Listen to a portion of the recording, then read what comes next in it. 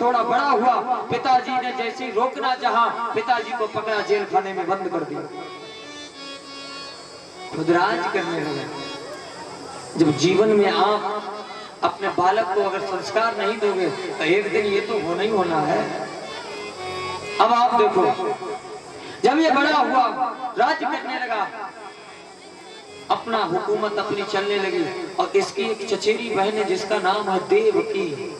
और आप देखो, हर कथा हमारे आपके ऊपर है।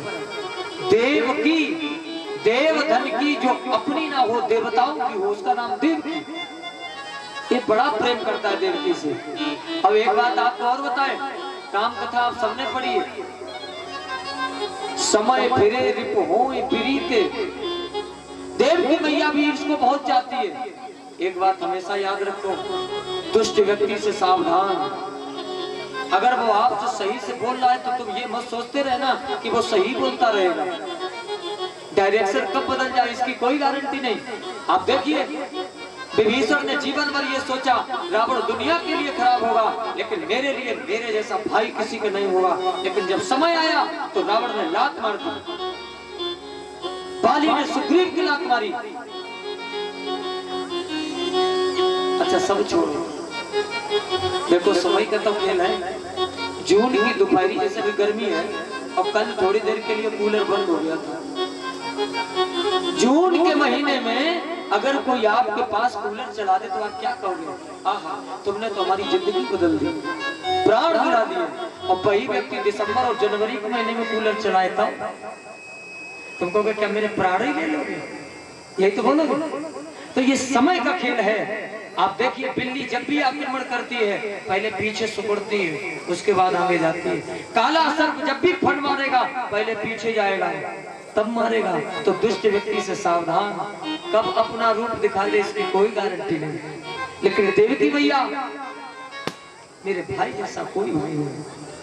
समय आया, कंस ने देवकी के लिए वर तलाश किया। कौन? वसुदेव। बस देव, जिसने अपने अंदर देवताओं का वास कर लिया होगा, उसका नाम वसुदेव।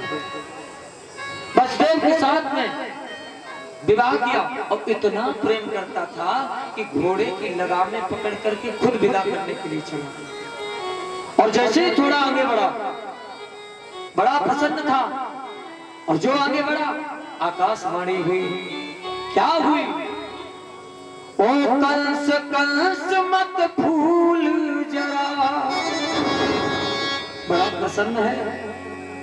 ओ कंस कंस मत भूल जरा, और ये भूल कभी कुमलाएगा। और देवकी के 8वें बालक से वो तेरा काल कहाएगा।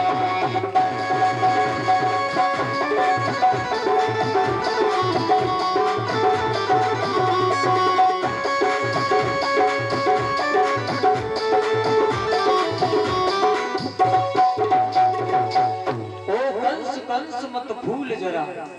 तो इतना प्रसन्न तो है परीक्षित जी, लेकिन देवकी के 8वें गर्भ से तेरी मौत है। और जो इसने इतनी बात सुनी, एकदम से घोड़े की लगामें छोड़ दी, और देवकी के बाल पकड़ लिए, तलवार खींची।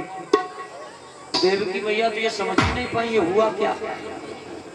जिसको इतना प्रेम करते थे, और एकदम से ये सब चेंज हो गया। एकदम से मारने को तैयार हुआ। वसुदेव जी आगे आ गया। मारना नहीं, क्यों मार रहे हो? तुमने आकाशवाणी को नहीं सुना? इसके 8वें बालक से मेरी मृत्यु होगी, तो जब इसकी मृत्यु होनी तो ना रहेगा बांस और ना बजेगी। जब इनको ही नहीं रहने देंगे तो कहां से संतान होगी? अब देखो, वसुदेव जी ने कहा, कंस, मृत्यु से कौन भाग सकता है? मृत्यु से कोई भाग पाया? सबकी आनी है। सुख पाता रहा जो सदा ही सदा, उसे एक समय दुख आना पड़ा, पछताया नहीं कहीं भी कभी, उसे अंत समय पछताना पड़ा। कोई फूल ना ऐसा बाग में खिला, जिसे फूल करके मुरझाना ना पड़ा। विधि का ये अटल विधान रहा, जिसे आना पड़ा उसे मौत। जो समय निश्चित है उसी पर आएगी। अब देखो, एक भक्त हुए थे, उन्हें पता थी कि हमारी मृत्यु कब आएगी। उन्होंने अपने जैसे 100 पुतले बनाकर तैयार कर दिए थे और बीच में जाकर खुद खड़े हो गए। मृत्यु आई, इधर से उधर घूमी चली गई। यमराज ने पूछा, ले आए? का नहीं ले आए। का तुम कैसे गए थे? का वहां तो 100 खड़े एक जैसे। बाद में मृत्यु को बताया, बीच में खड़ी जाकर खड़ी हुई। का क्या बात है, योजनाएं तो तुमने बहुत अच्छी बनाई लेकिन थोड़ी कमी कर दी। भाई साहब ने सोचा देखो वो भी कमी पूरी करने लाओ, और बीच से निकले का कौन सी कमी। मृत्यु ने पकड़ी गर्दन का, बस यही कमी रह गई थी। चलो, चाहे जितना हम आप भागने की कोशिश करें, प्रारब्ध से भाग नहीं सकते हो। जो समय है वहां पर जाना पड़ेगा। लेकिन जो अभिमानी है उन्हें काल हमेशा दूसरों का दिखता है। कंस ने जैसे ही तलवार निकाली मारने को तैयार हुए, वसुदेव जी ने कहा मारिए नहीं। क्यों? तुम्हें इससे थोड़े ना खतरा है, इनकी संतानों से खतरा है। इसको छोड़ दो और कोई उपाय कर लो। कंस कहने लगा हम छोड़ तो देंगे, लेकिन फिर तुम्हें काम करना पड़ेगा। क्या?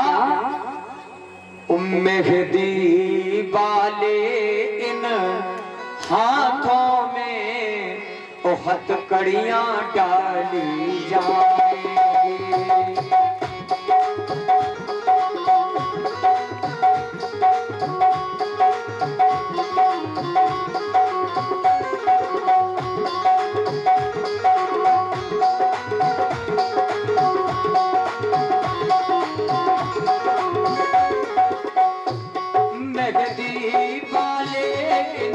हाथों में हथकड़ियां डाली जाएगी।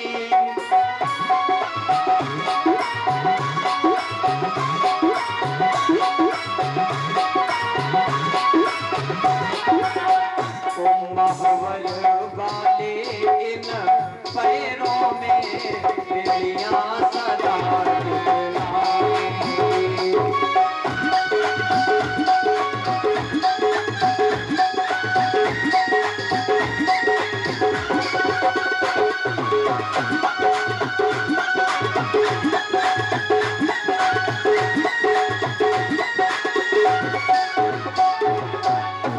हथकड़ियां बेड़ियां डाली जाएंगी।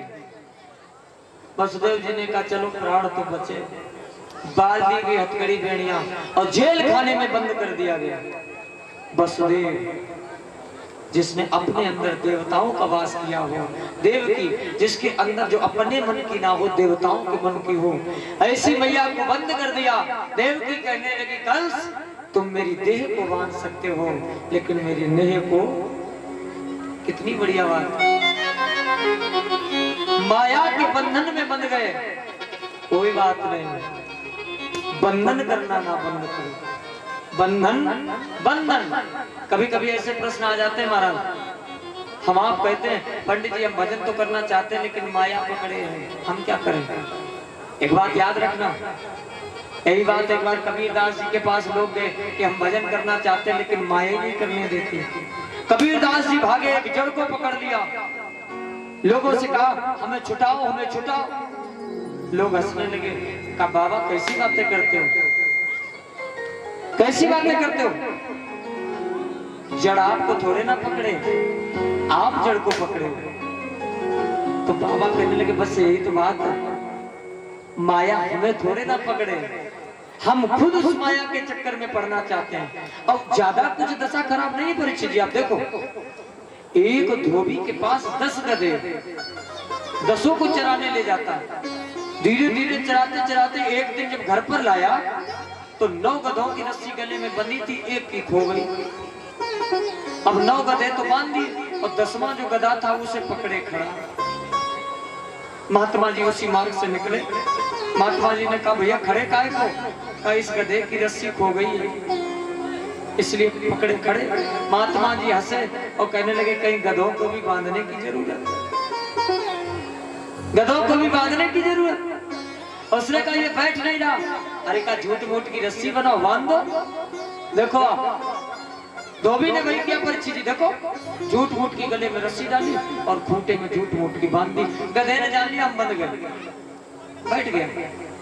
रात्रि बीती तो सुबह हुई, 9 को तो छोड़ दिया और 10 में तो रस्सी बांधी नहीं थी, लेकिन 10वां वाला ये सोच रहा हम बंधे हुए हैं।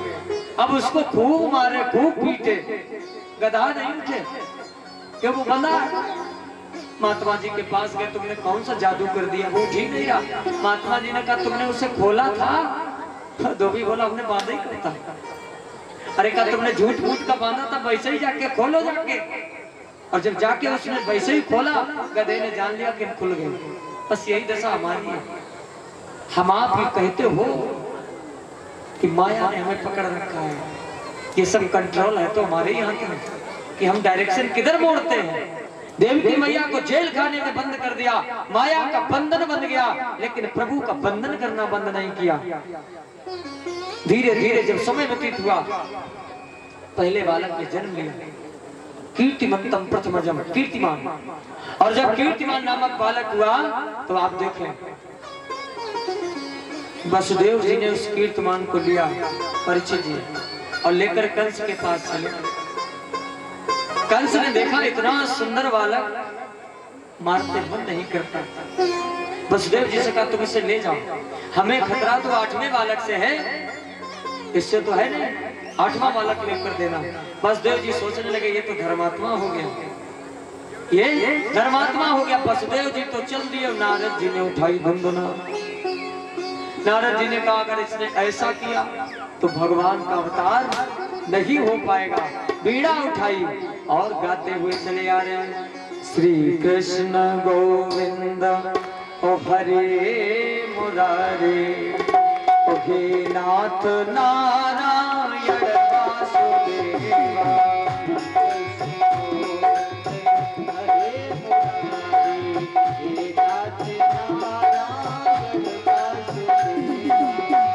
कृष्ण गोविंद हरे मुरारे, हे नाथ नारायण वासुदेवा।